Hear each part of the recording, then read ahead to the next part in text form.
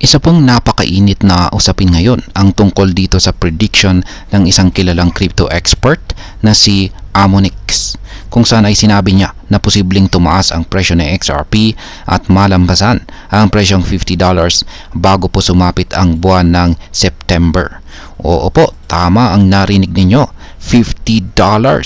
Kaya naman, maraming mga investors ang nagtatanong kung paano po ito mangyayari at kung ano po ang magiging epekto nito sa kanilang mga investments. Kaya sa video na ito ay pag-uusapan po natin ang lahat ng aspeto ng balitang ito at kung ano po ang mga dahilan kung bakit maraming tao ang nagiging optimistic tungkol sa potensyal ng XRP sa mga susunod na buwan. Pero bago po tayo magpatuloy, ay pakibasa na lamang po ang disclaimer dito sa ibaba ng ating screen. Yan, paano nga ba nagsimula ang prediction ng XRP price surge na ito? Ayan. Nagsimula po ang lahat ng mag-post itong si Amonix ng isa po siyang kilalang crypto analyst. Yan, nang siya po ay mag-post sa kanyang social media platform na X. Sinabi niyang dapat magsimula ng mag-ipon ang mga investors ng XRP bago sumapit ang September dahil posibleng mangyari ang isang malaking rally kung saan ay tataas ito ng malaki at posibleng umabot pa nga sa presyong $50. Bagamat wala pong kasamang mga technical charts o data sa kanyang post, nagbigay siya ng hints o palatandaan tungkol sa mga pagbabago sa financial at saka regulatory systems na magaganap sa mga susunod na buwan na siyang makakatulong sa pagtaas ng presyo ni XRP. Para po sa mga hindi pamilyar, si XRP ay isa pong cryptocurrency na ginagamit sa mga transactions at saka remittance systems. At ito po ay nagkaroon ng mga hamon sa mga nakaraang taon sa pagharap sa mga regulatory issues. Kaya naman ito ay isang malaking issue sa crypto community. Ngunit ngayon, may mga bagong developments na maaari pong magbigay daan sa posibleng price surge ni XRP.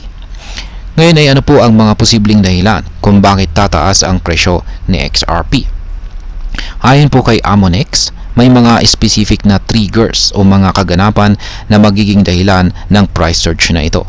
Isa na rito ang mga pagbabago sa financial at saka regulatory systems sa mga susunod na buwan. Maraming mga tao ang nagsasabi na ang institutional involvement o ang pagpasok ng malalaking kumpanya kay XRP ang siyang magsisimula sa bago po mag-September. Yan po ang magpapasimula sa pag-angat ni XRP. Ibig sabihin ay mas maraming mga kumpanya o mga malalaking investors ang siyang magsisimulang mag-invest at magbigay ng suporta kay XRP, kaya posibleng magsimulang tumaas ang demand nito. Sa isang banda, isang crypto investor naman na si Jason Krul ang siyang sumusuporta sa teorya ni Amonix. Ngunit siya ay nagsabi na posibleng mangyari ang price surge na ito bago pa sumapit ang buwan ng September. Ipinunto po niya na may mga upcoming developments na pwedeng magpabilis sa rally ni XRP, tulad po ng mga ETF approvals, maraming paggamit or maraming use case or maraming bangko ang gagamit kay XRP at ang posibilidad na magkaroon ng koneksyon si XRP sa system ng SWIFT. Yan, at ang mga global messaging system na ginagamit ng mga bangko para sa mga international payments. Kaya yan po ang SWIFT. Ngayon ay ano naman ang epekto ng institutional participation dito kay XRP? Sa huling buwan ay kitang-kita na mas maraming institutional players ang nagiging interesado sa cryptocurrencies. Kung ang mga malalaking kumpanya ay magsisimulang gumamit ng XRP at mag-invest dito, tiyak na magdudulot po ito ng malaking epekto sa presyo ng XRP.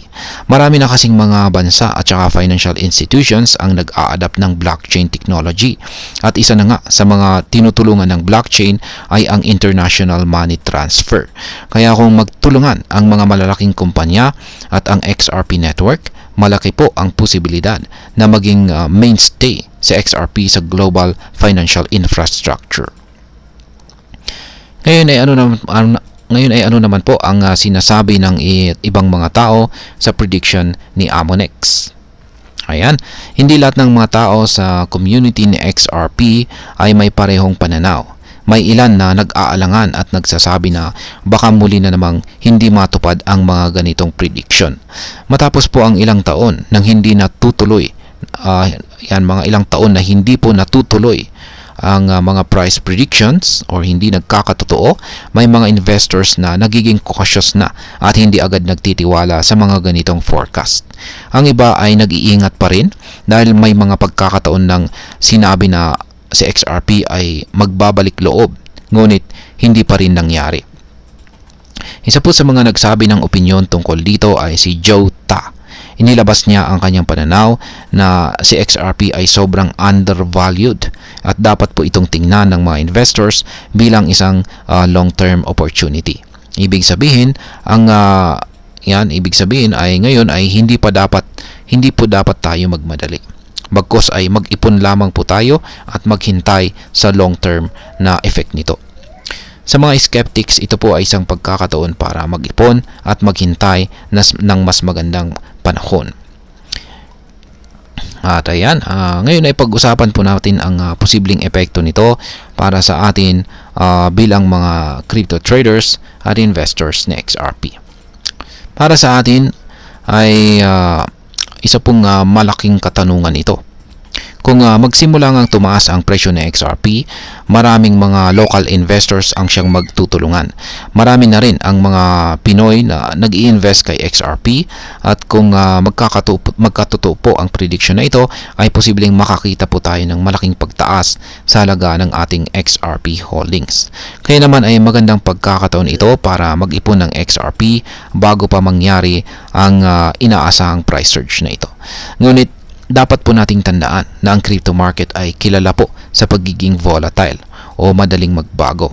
Hindi porket may mga predictions na positibo ay siguradong mangyayari na ito. Kaya mag-ingat po pa rin po tayo at mag-research tayo bago po tayo gumawa ng ating desisyon. Kaya kung ikaw po ay isang long-term investor, baka ito na nga ang tamang oras para mag-ipon at maghintay na lamang sa tamang pagkakataon. At ayan, bilang panghuli ay ang masasabi ko naman po rito ay kung titingnan natin ang mga developments at prediction na ito, maaari po tayo maging cautiously optimistic. Ang pagtaas po ng institutional support at regulatory improvements ay malaki ang epekto sa presyo ng XRP. At kung mangyari nga ang mga ito bago mag-September, malaki ang potensyal na magbago ang laro para kay XRP. Para sa atin, bilang mga crypto traders, ito na siguro ang tamang pagkakataon para mag-ipon at maging handa sa mga magiging paggalaw ng market. Ngunit bilang mga investors, mag-ingat po tayo at huwag po tayong basta-basta sumunod sa hype. Ang mga prediction ay hindi laging natutuloy o hindi laging nagkakatotoo. Kaya mahalaga pa rin na tayo ay maging matalino at well-informed sa ating mga desisyon. At ayan, hanggang dito na lamang po tayo sa video na ito mga ka-crypto. Marami pong salamat sa panonood. Ingat po tayo lagi at God bless po sa ating lahat.